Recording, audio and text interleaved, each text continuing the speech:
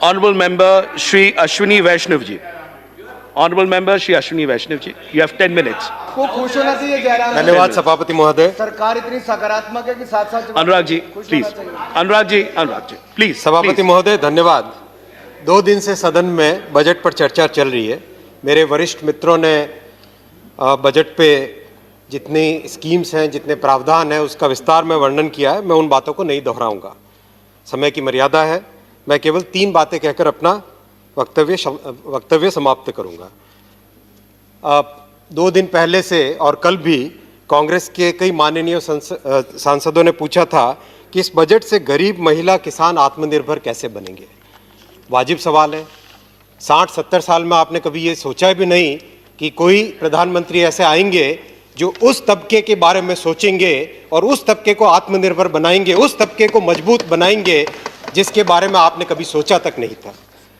आप कहते हैं ये बजट अमीरों का है, पूरे देश को बेच दिया, इसको बेच दिया, उसको बेच दिया, कहीं गिनती गिनाते हैं 2 दूनी 4। महोदय, शायद आपको अपना कार्यकाल याद आ रहा था। बड़े बड़े आप में मंत्री थे, शायद आपको अपने कार्यकाल याद आ रहा था जब आप कह रहे थे this budget is for the rich, of the rich and by the rich.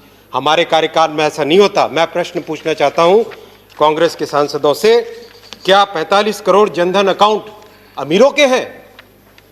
क्या 8 करोड़ उज्ज्वला गैस से जो माओं के आंखों की रोशनी बची, क्या वो गरीबों के लिए है या अमीरों के लिए? यह प्रश्न आपको जवाब देना पड़ेगा। समाज पूछेगा, जनता पूछेगी आपसे। क्या 10 करोड़ शौचालय से जो महिलाओं की, बहनों की गरिमा बढ़ी, क्या वो गरीबों के लिए या अमीरों के लिए? क्या उससे देश बिका या हमारे समाज की नींव मजबूत हुई? जो आयुष्मान से गरीब के घर का खर्चा कम हुआ, क्या उससे देश बिक गया? क्या उससे फॉरेन कैपिटल आ गया? विनय जी, क्या उससे फॉरेन कैपिटल आ गया? क्या पीएम आवास योजना से जो पक्के मकान बने, क्या वो 2 घरानों ने बनाए? क्या वो इंडस्ट्री ने बनाए? किस तरह के सवाल करते हैं जनाब। किसान सम्मान निधि डायरेक्टली किसानों के खाते में पहुंचती है आज। राशन कार्ड माइग्रेंट लेबर्स के लिए, याद कीजिए, कोई माइग्रेंट लेबर अगर एक जगह से दूसरी जगह जाता है तो उसका राशन खत्म हो जाता था। आज 1 नेशन 1 राशन कार्ड के स्कीम के तहत लेबर कहीं पर भी जाए उसको राशन की सुविधा मिलती है। माइक्रो इरिगेशन 50 लाख हेक्टेयर, क्या इससे किसान आत्मनिर्भर नहीं बनता है? सोलर ऊर्जा दाता 20 लाख फार्मर्स को सोलर पंप, क्या इससे किसान मजबूत नहीं बनता है? क्या बात करते हैं। ग्राम सड़क, पूज्य अटल जी ने ये स्कीम शुरू की थी। 2000 से 2014 में करीब 4 लाख किलोमीटर बनी। 2014 से आज तक 6 लाख किलोमीटर, जो 14 साल में नहीं हुआ उससे ज्यादा 7 साल में काम हुआ। ये क्या इंडस्ट्रियलिस्ट की बात करते हैं आप? थोड़ी जिम्मेदारी के साथ बात करनी चाहिए, लेकिन कुछ नहीं कर सकते। आपका स्वभाव ऐसा है, आपके संस्कार की बात है। आपके नेता चांदी का चम्मच लेकर पैदा हुए थे। हमारे नेता संघर्ष के साथ उठ के आए। मोदी जी, आपके नेता को डिस्कवरी ऑफ इंडिया करनी पड़ी थी। हम तो उन्हीं गांवों में पैदा हुए जिसकी डिस्कवरी आपको करनी पड़ती है। आप कांग्रेस, आप अंग्रेजों के डिवाइड एंड रूल को फॉलो करते रहे। हमने सबका साथ, सबका विश्वास, मोदी जी ने यह मंत्र दिया, उस मंत्र पे हम चलते हैं।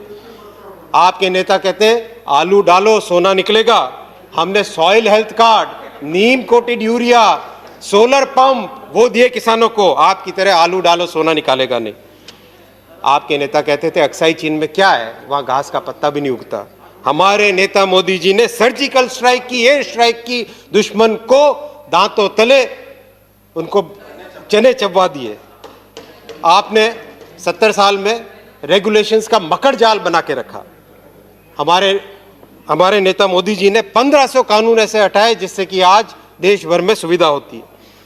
आपके समय में 1 रुपए में से 15 पैसे मात्र पहुंचता था, 85 पैसे कहाँ जाता था। सभापति जी, मैं उड़ीसा से आता हूँ।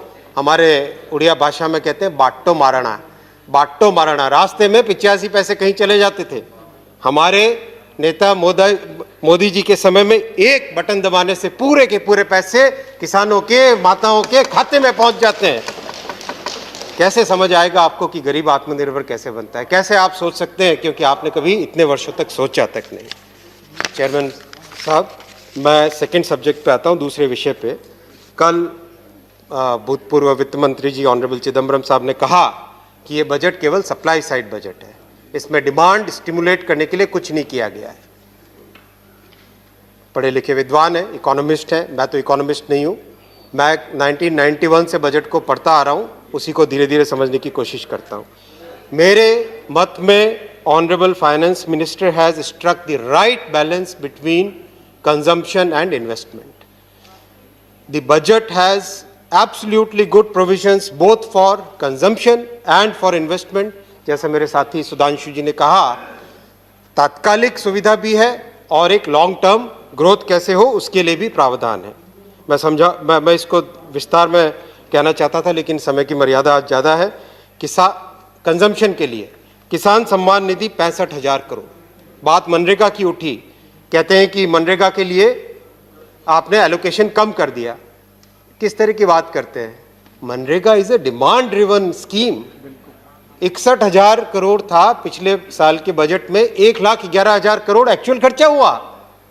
जहां जरूरत है, जहां डिमांड है लेबर के लिए, वहां पे मनरेगा के लिए ऑटोमेटिकली एलोकेशन बढ़ जाता है।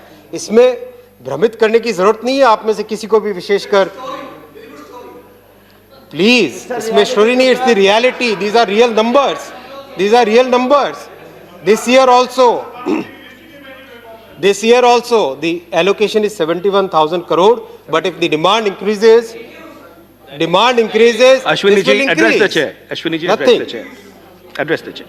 20% इंक्रीज। महोदय, सबसे इंपॉर्टेंट बात है इस बजट में, कल माननीय चिदम्बरम जी कह रहे थे कि स्ट्रक्चरल शिफ्ट नहीं है, स्ट्रक्चरल शिफ्ट है। कैसे स्ट्रक्चरल शिफ्ट है? 5.5 lakh crore capital investment central government की स्कीम, सेंट्रल गवर्नमेंट के डिपार्टमेंट्स पे, और 2.2 लाख करोड़ यानी कुल मिला के 7.5 लाख करोड़ का कैपिटल इन्वेस्टमेंट इस देश के इस बजट में प्रावधान है। उसका इम्पैक्ट हम सबको समझना चाहिए, मेरे पास डिटेल्ड कैलकुलेशंस है, मैं कैलकुलेशंस किसी के साथ भी डिस्कस कर सकता हूं। 7.5 लाख करोड़ कैपिटल इन्वेस्टमेंट का मतलब है जीडीपी में 27 लाख करोड़, क्योंकि हमारे देश में 2003 से 2019 का मल्टीप्लायर मैंने देखा है, कंप्लीट उसके जीडीपी के नंबर्स मैंने कैलकुलेट किए हैं, 3.6 मल्टीप्लायर है, 3.6, 27 लाख करोड़ जीडीपी में ऐड होगा। मैं जीडीपी के आंकड़ों में बहुत ज़्यादा नहीं जाना चाहता, लेकिन जो ह्यूमन एंगल है उस पर ध्यान देने की ज़रूरत है। इससे 30 लाख डायरेक्ट एम्प्लॉयमेंट जनरेट होता है।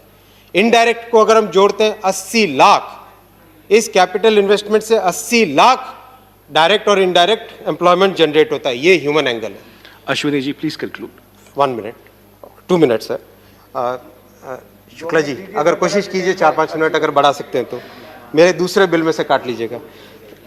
टैक्सेस 3.3 लाख करोड़, वेजेस जो सबसे इंपॉर्टेंट है 3.6 लाख करोड़ कामगारों के हाथ में जाएंगे, और एमएसएमई सेक्टर 16 लाख करोड़, इसका इंपैक्ट जाएगा, एमएसएमई की डिमांड बढ़ेगी। कैसे कह सकते हैं कि ये सप्लाई साइड का बजट है? ये प्योर प्रॉपर कॉम्बिनेशन है, it's a very balanced approach, और इसी अप्रोच से हम आगे जा सकते हैं और किसी अप्रोच से आगे नहीं जा सकते। मैं कंक्लूड करूंगा। मैं 1991 से बजट को ध्यानपूर्वक पढ़ता आया हूं, हिंदू में सप्लीमेंट पूरा छपता था, उसको मैं पूरा का पूरा पढ़ता था, लेकिन मैं कहता हूं पहली बार I can say with full confidence कि एकदम रियलिस्टिक एस्टिमेट्स है, चाहे रेवेन्यू का एस्टिमेट हो, चाहे एक्सपेंडिचर का एस्टिमेट हो, चाहे फिस्कल डेफिसिट का कंप्लीट नंबर उसमें लिखा जाना हो। This is the first time, this is the most honest, most realistic, and this has been appreciated globally. सभापति महोदय, ये बजट सामान्य मानवी को केंद्र में रखकर बनाया गया है। Ashwini ji, we need to conclude. Just 1 minute sir. विपक्ष के दिग्गज नेता कोरोना काल में भयानक ऐसी भविष्यवाणी करते थे, कमेंट्री देते थे, रनिंग कमेंट्री, कि अगस्त में इतने नंबर हो जाएंगे, सितंबर में इतने लोग मर जाएंगे। सब झूठ, सब उनकी बातें, कोई भी सच नहीं निकली। महोदय भूल गए थे, मोदी जी की परिश्रम की पराकाष्ठा है, ये मोदी जी की तपस्या है आज कि कोरोना की कठिन घड़ी में भी हम याचक बनकर हाथ नहीं पसार रहे हैं। हम दुनिया भर को वैक्सीन, मेडिसिन, पीपीई किट्स और मास्क भेज रहे हैं। मैं इस बजट का तहे दिल से स्वागत करता हूं। Thank you.